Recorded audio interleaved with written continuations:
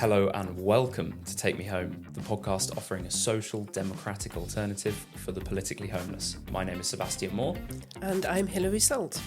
And we're recording today after there's been quite a few elections. Correct. So we've had the Canadian election. Oh, I thought you were going to start with the UK. You've started overseas. That's fine. Yep, good. The Australian federal election. And the UK local elections. Didn't mention the Pope. The Pope, another papal election. We can't really analyse the electoral politics of the conclave because it's secret. Of course. So we don't know. Yeah. But an American Pope. Indeed, yeah. You happy for an American Pope? I don't really have a fixed view, to be honest. No? No. Do you know we had an English Pope once? I'm sure we would have done before Henry VIII, presumably. It was 1250 something. Okay. I think it was Nicholas Breakspere, his name was, Pope Adrian IV. Right, okay. Yeah. So we did do it before the Americans. Okay, of course we did. Otherwise, Donald Trump would be lording that over us, wouldn't he? Yeah, he would. Yeah. So we're leaving out the papal election or selection. Yeah. And as you said, we've had international elections and some UK elections. Yes. So I thought it would be a good idea to talk about how we elect people. Good. Voting systems, and in particular proportional representation, which I'm a big fan of. Now, you wanted to talk a little bit about something different, not particularly political as such. Well, I know that, and I felt that you would probably take up quite a bit of time doing a maths lesson on different PR systems. So I thought rather than do another heavy news item, what I would do is something that we've kept saying we would do for a long time and we keep forgetting to do, which is to just shout out to some of the people who've been providing us with some feedback. So just so that we can give everybody confidence that we do listen to your feedback. It's really important to us, and perhaps just let other people know what other people think. Sounds good. Do you want to start with that? Shall I? Yes. Yes? Yeah. Why not? Okay, well, I'm going to just reach for my notes, actually, because I don't want to forget anybody. Because that wouldn't be a good thing to do, would it, to our listeners, to forget people or get their names wrong or something like that. So let me start then with do you remember the edition we did with Peter Ramsey on The Nation, our St. George's Day special?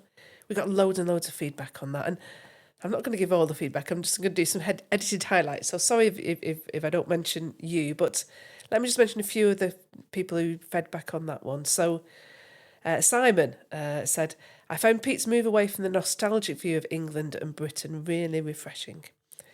He did feel that the Irish contribution was downplayed, but overall he thought it was really helpful to imagining a new UK.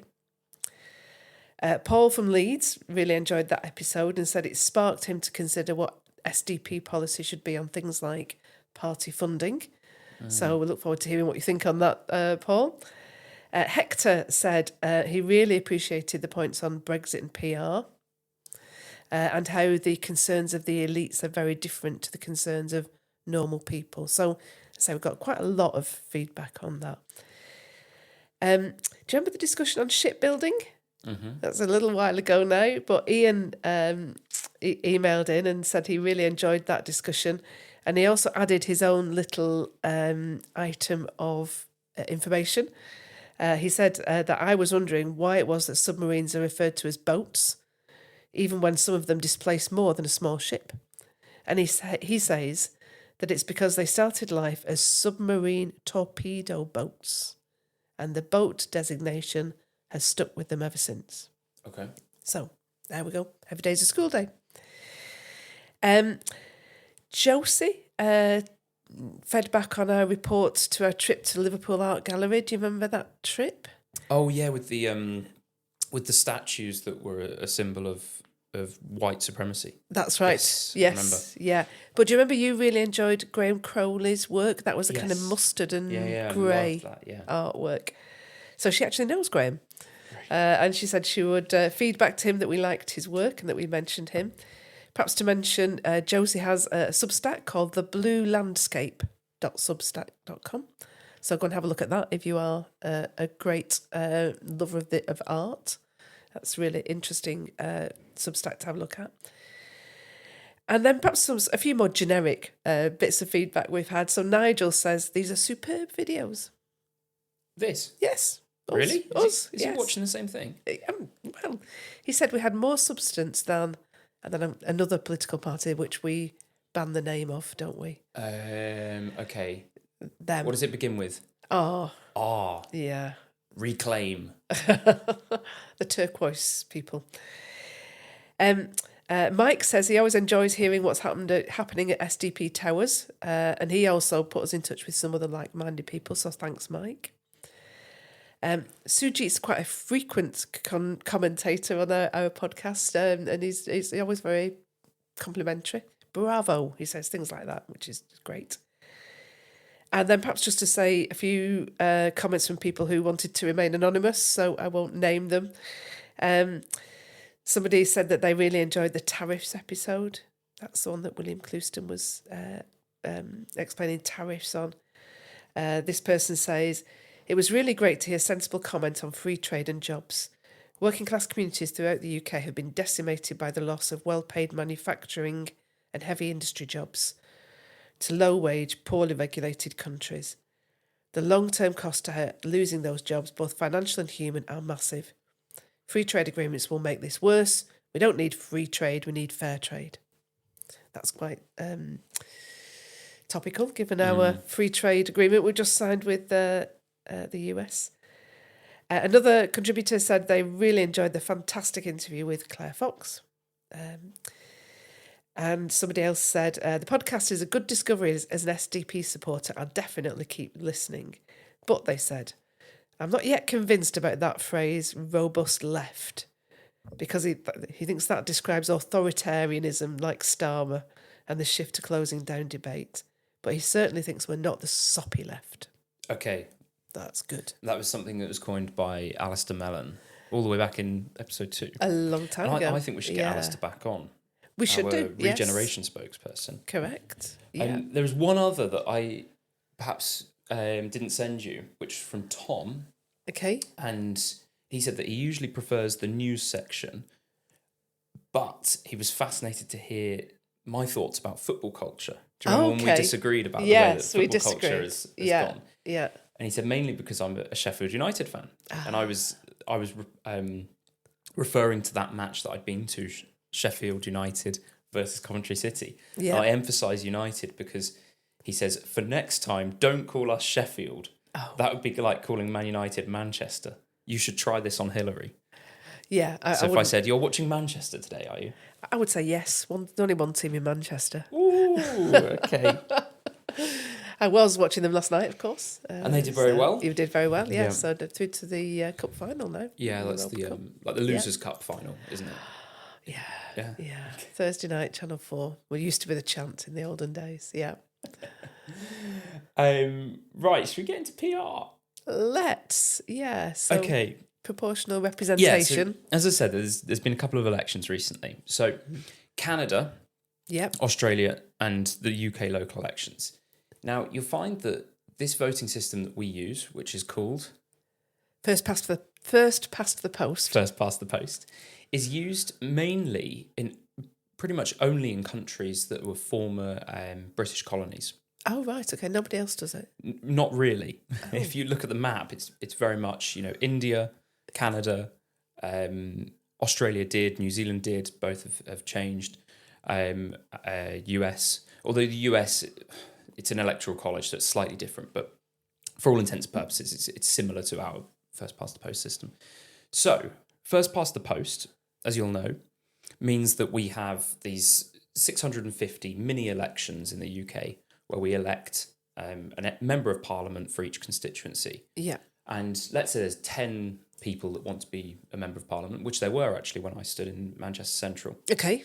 And the votes are divvied out fairly evenly. The person with the most votes will become the MP. Yeah. So you don't have to win a majority. And if you look back to, the 2019 general election, for example, how many MPs do you think won over 50% of the vote in their constituency out of the 650? 5. 5? Yeah. No, 135. Oh, right, okay. More. Yeah. Well, wait a minute. So that is more. Do you mean more than 50% of the people who voted? Yeah. Right. So I was answering the question as if it was more than 50% of the constituency. That voters. Would be very, very low. You're right. Yeah. Yeah. Okay. No, but the actual people that voted, 135 won a majority, which means that in most of the seats in the country, you are represented by a member of parliament that was elected on a minority of the vote. Yeah. Let alone a minority of the electorate. Yes. So first past the post, which we use in the UK, and we also use it for the local elections, like we had last week. Yes. They use it in Canada, and Canada has just elected Mark Carney for Prime Minister. Ex-Governor of the Bank of England. He was indeed. Now, this is really interesting, just to look at Canadian politics for a second, because Justin Trudeau was very, very unpopular. Yeah. And he was becoming more and more unpopular throughout his term, knowing that they would have to fight an election by October of this year. And he resigned and was replaced by Mark Carney. And that saw a massive turnaround in the polls. So Pierre Poilievre, who's the Conservative leader. I'm glad you pronounced that name. Yeah. He was 25 points ahead in the polls for a long period of time. And then when Carney became leader and Prime Minister, there was a big turnaround. It was a huge comeback. And now Carney has just won election, and Pierre Poilievre actually lost his seat, which was interesting. Mm. And their seats actually border each other, which I thought was really interesting. Yeah, didn't know that. Nepean and Carleton are the two seats. And I thought that's interesting because in a first past the post system, you'd expect the Conservative leader with a more rural electoral base to have a very rural seat. So you take Rishi Sunak, for example, was Richmond in North Yorkshire, massive rural seat. The Conservative heartlands are sort of like southwest. I mean, Conservative heartlands is a bit of an oxymoron nowadays, but you get my point.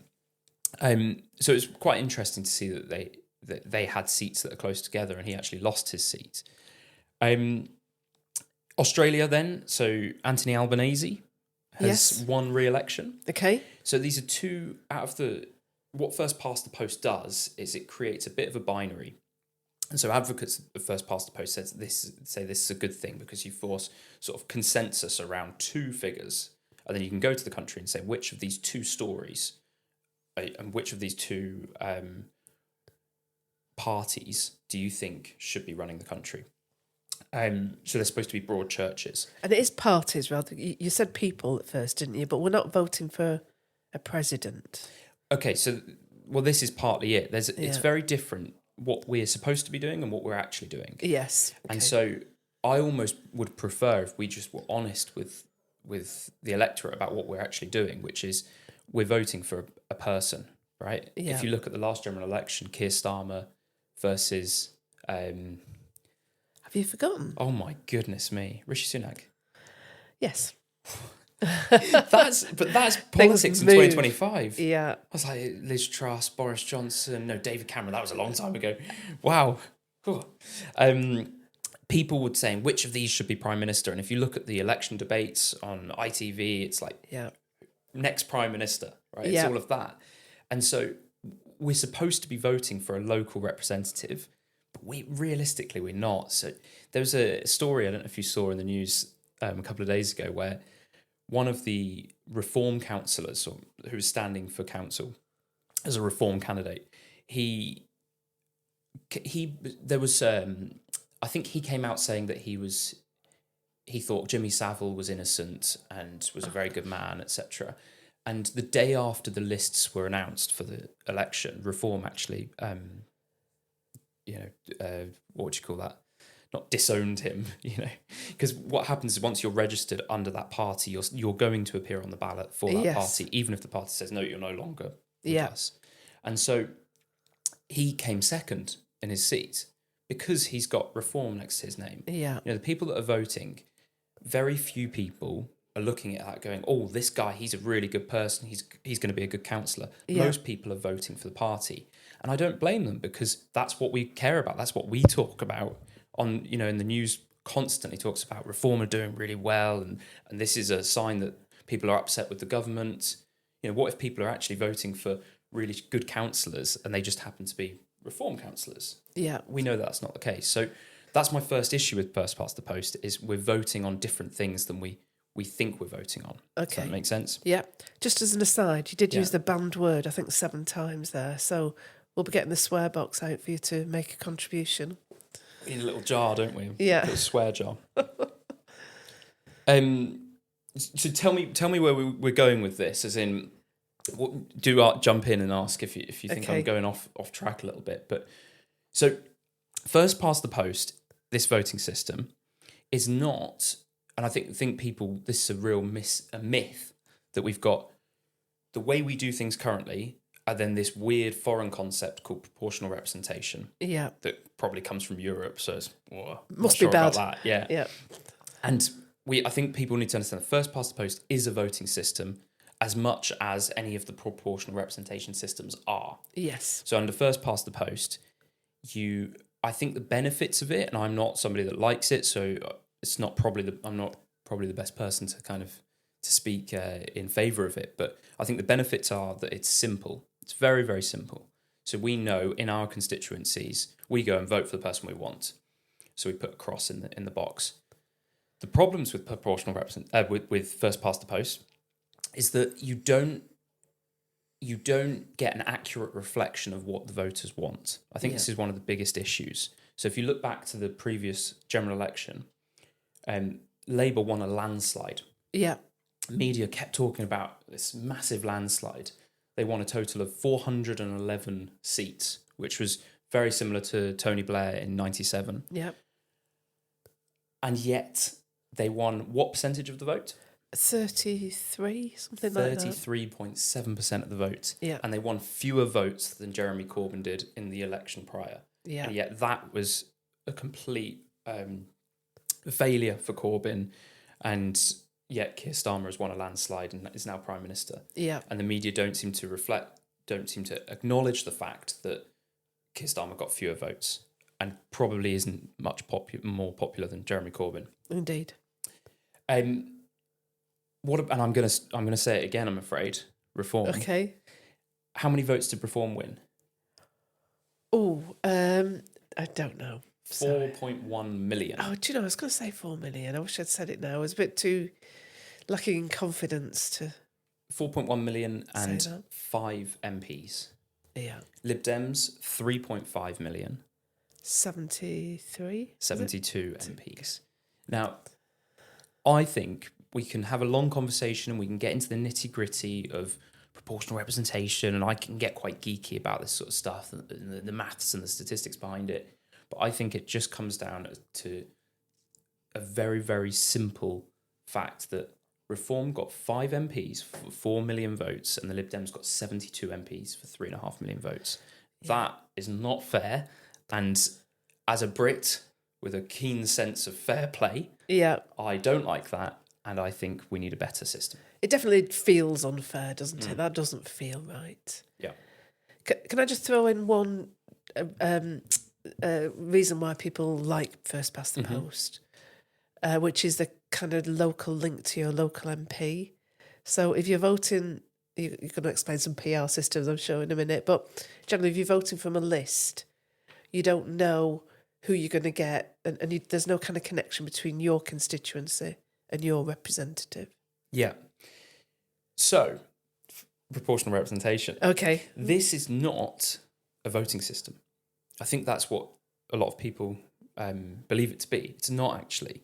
Proportional representation is an idea that you have a voting system which is proportional. Oh, okay. Does that make sense? Yeah. So you have proportional systems that are, let's call them very strict PR systems. So like open list, for example. Yeah. Where you have a list of, you vote for the parties you want, and then they have a list of the people that so if they get allocated 10 MPs, then they get their first 10. Yeah. Does that make sense? Okay. Isn't that the way we used to do MEPs in the UK? Something like that? Yes, I think so. Yeah, I think you're right. Yeah. Yeah. I mean, it's been a while since I've thought about the elections for the European Parliament, but wow. So you have different proportional systems, The proportional system I like, and I think it's probably best to talk about because we don't have hours, is something called single transferable vote. STV? STV, indeed. Yep. So Australia, which we mentioned before with the election last week, they also elected some of their Senate seats, and they actually use single transferable vote for their Senate seats. Now, these senators represent an area of Australia. So if you live in a part of Australia, you will have a local senator. Now, what's interesting with single transferable vote is you actually have bigger constituencies, but more people representing you. So another country uses STV, for example, is Ireland for their, I suppose you call it a general election to elect their prime minister. You vote for the candidates, but you actually rank them in order of preference. Okay. So you have a list of candidates and their parties, and you say, he's my first choice. If I can have anybody, I want him. He's my second choice. She's my third choice. And so on. When the votes are tallied, you have a quota that you need to reach. So if there's 4 members are going to get elected for that area, for that constituency, we can say that the quota is 25%. Yeah. Right? Because if you're electing 4 of them and 25% of the electorate are desperate for one person, they've put that person as first choice, then realistically that person should become a member for the constituency. Now, what happens, and this is interesting about single transferable vote, is that if your vote isn't used, or if your candidate gets way more than he needed, let's say 50%, half of those votes are going to go to the second choice candidates for the people that voted. Does that make sense? Yes. It'd be a lot easier if I had graphs and like infographics. Yeah. And then if that person's now reached the threshold, any extras they didn't need will then be distributed to the others. Yeah. Does that make sense? Yeah.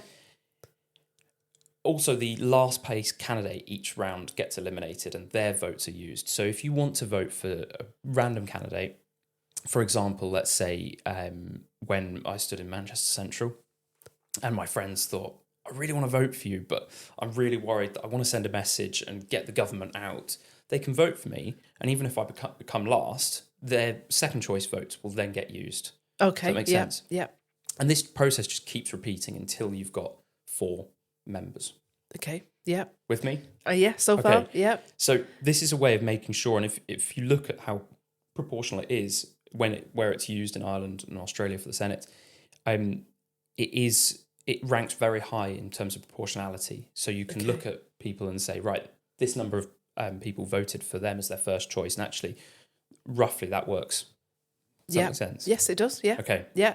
So that's single transferable vote. Okay. What this does then is it makes sure that if you're living in North Dorset, as an example, which is a very conservative seat. Where did you get that from? What made you choose that constituency? Because where I'm from, I suppose. I was from Mid Dorset, North Pool, but North Dorset, a little bit closer, but it's a much more stronger conservative seat. Okay. If you live there and you are a Labour voter and you are very, very left wing, let's say, you are not currently represented in Parliament by who you want to represent you. Under a system like single transferable vote, you'd have a few MPs, and most likely one of those is somebody you voted for.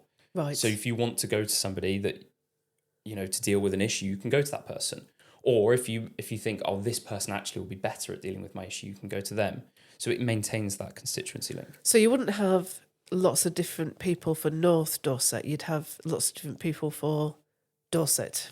Yeah, exactly. Yeah, so bigger constituencies. Dorset's actually a good example of this because under STV, really the minimum you can have is 3 members for a constituency, but it works better the more you have. Okay. And the maximum you'd want is about 9, and Dorset currently has 8 MPs.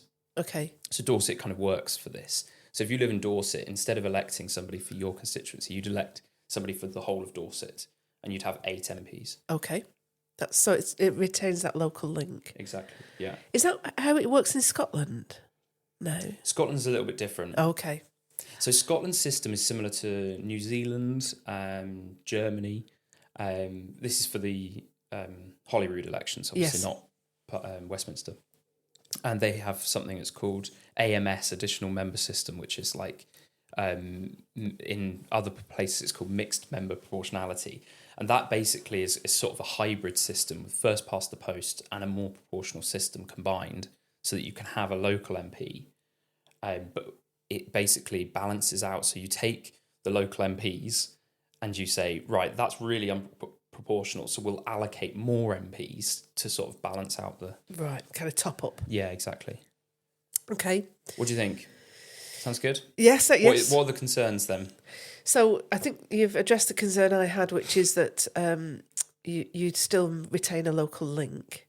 I suppose the other concern I have is that, and this is, often what people say when they say this is why we need to keep first past the post, is that what you end up with is governments of different compromises. So, whenever in some of these European countries there's an election, you then have to wait 2 weeks while they form some kind of an agreement between different parties who will come together to form a government. And so you don't really know what government you're voting for. You might know what party you're voting for, but that party might be part of a government with a far-right group, for example, in some of the European countries, and you perhaps wouldn't have wanted that. So it's that kind of the fact that it's a difficult way to say this is the manifesto that we want to implement, because you've no idea what manifesto you'll end up with, because it'll be some kind of a hybrid. Yes.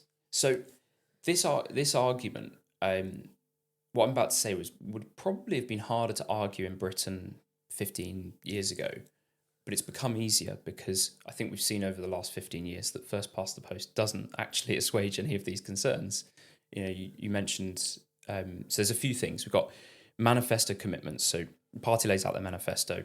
We're going to vote for that because that's what we want to happen. Yeah. That's not what happens now, because you don't actually get the manifesto implemented. If you look back to Conservative manifestos over the last 15 years, so few. I mean, there's a good website that actually tracks this, the percentage of pledges in the manifesto that actually get carried out, and so few of them do. And we have a media landscape which shifts so much, and everybody's forgot what was actually mentioned in the manifesto. So that's one thing. The stability argument, because this kind of links to the stability thing. So yes. I think people say it's very unstable because you've got these backroom deals happening with proportional representation, and it can combust at any point. And so this kind of is linked somehow. We haven't had much stability in the UK in the last 15 years. That's true. Under first past the post. And likewise, when it comes to a coalition, first past the post coalition means backroom deals after the election, like we saw in 2010. Yeah. And it's a lot more... none of the voters voted for that, right? If you're a Lib Dem voter, you weren't saying, I want Lib Dems to go into government with the Conservatives, and likewise with the Conservatives. Whereas proportional representation systems, often you can have it where parties will know what their voters prioritise in terms of the commitments in the manifesto, and they will say, these are our... we're not moving on these things. Yeah. We want these things. Red lines. Yeah. And I think with proportional representation, what we could have is something that's a lot more... Because let me just say, this is a good opportunity to say it's not going to solve everything. So we need proportional representation along with a few other things in order to improve our political system. But one other thing we could have is a better way of knowing what voters actually want in terms of if Labour and the Greens were going to coalition, what sort of government would that look like? Yeah. Right, so that before voting, you know roughly what you're voting on. I have a real issue, and I think this is probably my biggest issue with first past the post currently, is that we don't know what voters want.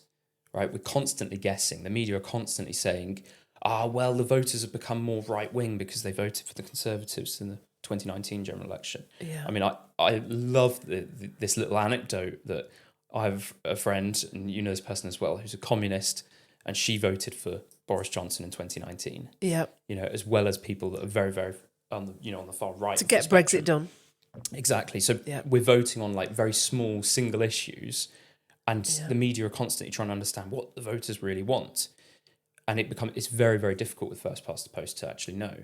I think the other thing is that our big political parties, certainly the Tories and the Labour Party, are already coalitions these days. So the Labour Party is that kind of coalition of the academia and the kind of liberal elite with the kind of the bureaucracy of the trade union movement. And the Tories are some kind of very weird mix, I think, of the home counties, which is a kind of traditional stereotype you have of them, but also, you know, people who perhaps feel that they've been forgotten about. Certainly when Boris had his levelling up argument, you know, a lot of people supported the Tories for that reason. So I think there are some like weird coalitions already within the parties. So, you know, when you vote Labour, you're not really sure which bit of the Labour Party you're getting. Yeah, and you also don't know if somebody's voting Labour because they want a particular part of the Labour Party, or if they're actually just voting against the Tories. Yes. You know, a third of people from the 2019 general election, when polled, a third of people said they voted tactically, meaning they didn't actually vote for the party they wanted. Yeah. Right, which to me is just completely nuts. Well, tactical voting is one thing, but also there's, I think, a lot of voting against the thing that you voting for something, not for that really, but against something else. So, but I think that tactical voting is part of that, because they're saying, right, I'm terrified of the Tories. I might really want this thing. You know, even if let's say you're a big Green fan, right, fan of the Green Party, but you say, oh, they're just not going to win here, so I'm going to have to vote Labour. And you're voting tactically, and then we look at that and say, oh, you know, the Greens aren't very popular. But that's still a kind of positive reason for your vote, rationale for your vote. Voting against the Tories? Well, because you've got an idea of what you want. Which you're doing it to get this. So you're doing it to get something that perhaps shares some of your values. I don't know if that's true. I mean, if let's say Green voters voted tactically at the last general election, do you think they're looking at the current government saying, "Oh yeah, this is a government that is appealing to my values"? Perhaps not. I don't think so, and I think they will have woken up on the election day quite happy because the Tories are gone, but then they see that there's not really much difference anyway. Yeah, I guess I'm still bearing the scars of our campaign in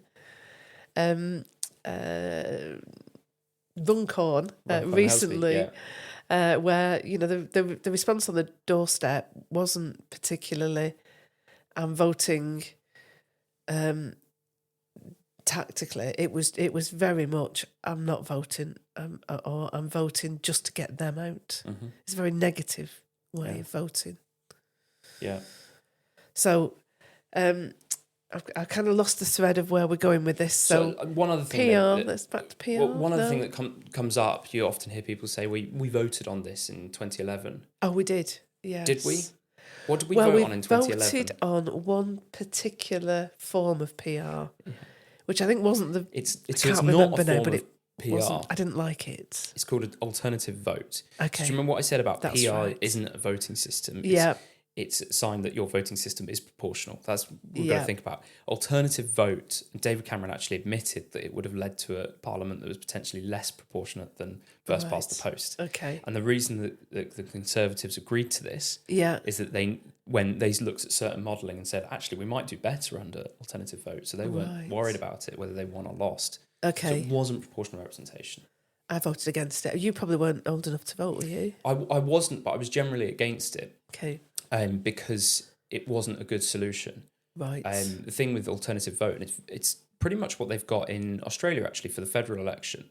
So Anthony Albanese, as you know, won the re-election last week. Maybe this week, losing track of days. An alternative vote, you rank your candidates. Excuse me. You rank the candidates and you say, I want this person's top, then this person second, and so on. Yeah. Count up the votes. If none of them have got 50%, then people's second choices are allocated.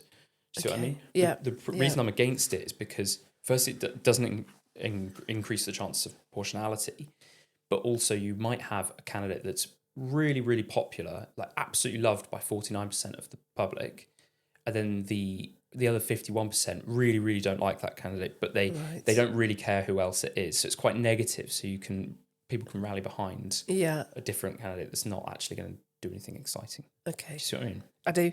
Yeah. Now, I mean, at the moment, the SDP are looking at all our policies, aren't we? Yeah. And reviewing all our policies. But at the moment, what we say on PR is that we like a system that I think you don't actually like very much. Is that right? No, I think we're advocating for a similar one to what Scotland has for the Holyrood elections. Okay. Which is fine. And I don't have a massive problem with it. I think we have to accept that. And I mean, this is something similar to the House of Lords when we're talking to Peter Ramsey. Yeah. I'm in favour of retaining the House of Lords. But if we can actually move past this sort of weird political deadlock we've got when we're just completely stagnant as a country, Yeah. I'm happy to make some compromises and say, okay, if that future political system doesn't include the House of Lords, or it's one with mixed member proportionality, like is in the SDP manifesto, great, because that means that we've actually improved from the one we've got. There is, I can't think there's, and I could be fact checked on this by somebody, but I don't think a country has ever gone from a form of proportional representation to first past the post, whereas many countries have gone from first past the post to proportional representation. And I think the biggest thing that people are reticent to go along with PR is that it's the comfortable, the safe thing of first past the post, right? People are a bit nervous to go for something different, and they're like, I'm not sure about that, it's changed, I'm not sure. And I'd say, well, the current system, are you happy with it? Okay. So all this is kind of really interesting, kind of theoretical stuff. Yeah. What if people really want to change the voting system? What might we be doing about that? So there's an organisation called Make Votes Matter. Yeah. Which are lobbying for a change to the voting system. Okay. They think that will come two ways that could come. Or well, they think the best way of it happening is for the Labour Party to adopt it. Now, 75% of Labour members voted for proportional representation at the 2022 Labour conference. However, they didn't then adopt it in the manifesto, and they had a throwaway line for it. One of the issues is that as soon as a party gets into a place where they can actually make some change, why would they? Because they would be changing the system which propelled them to power. Yeah, of course. Yeah. So they think, Make Votes Matter, think the most likely way of doing it is through the Labour Party. Okay. Because the Conservatives are naturally opposed, not just because first past the post has helped them so much in elections, but also because I think it's more of a conservative tendency to oppose change. Yes. And they think it's most likely going to come through a citizens' assembly, which I know you're not too keen on. I don't like those, no. Yeah. But if anybody wants to get involved, check out Make Votes Matter. And I think we should have a bit of a cross-party campaign because we do have a party on the right now which is in favour of proportional representation reform. Okay. Put some money in the swear jar. Yeah. The Lib Dems are in favour of it. Green Party's in favour of it. We're in favour of it. Okay. So I think we could have a bit of a cross-party campaign. The Tories might be now, do you think? There was one Tory MP that had signed up to the Make Votes Matter pledge. That's interesting. The MP for St Ives. Okay. Right. Well, thank you, Sebastian. That's been a good teaching on PR. I thought it might get more mathsy than that, so... I tried to keep the maths out of it. Well done. Good. But that's been really helpful. Thank you. Hope people enjoyed hearing some of the feedback as well from some of our other listeners and viewers.